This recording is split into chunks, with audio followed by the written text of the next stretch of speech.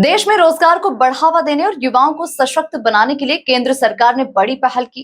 प्रधानमंत्री विकसित भारत रोजगार योजना के तहत देश भर में 2400 करोड़ रुपए की प्रोत्साहन राशि का वितरण किया गया।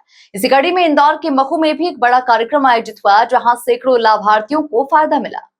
प्रधानमंत्री विकसित भारत रोजगार योजना, युवाओं को 2400 करोड़ राशि का वितरण, 15 लाख से अधिक लाभार्थियों को फायदा।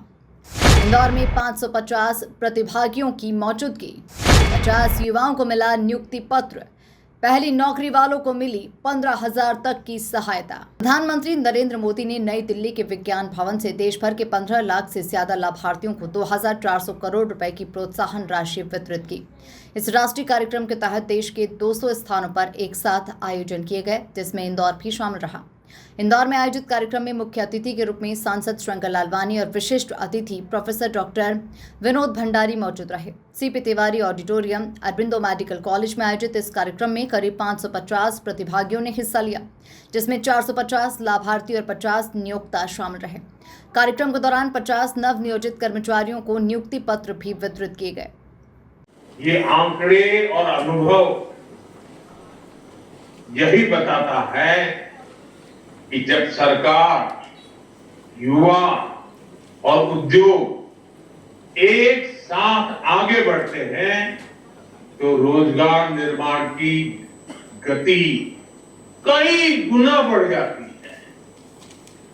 जब आजादी के 100 वर्ष होंगे, जब विकसित भारत 100 वर्ष आजादी के बनाएगा, उसमें हमारे प्रत्येक नागरिक की प्रमुख भूमिका रहेगी।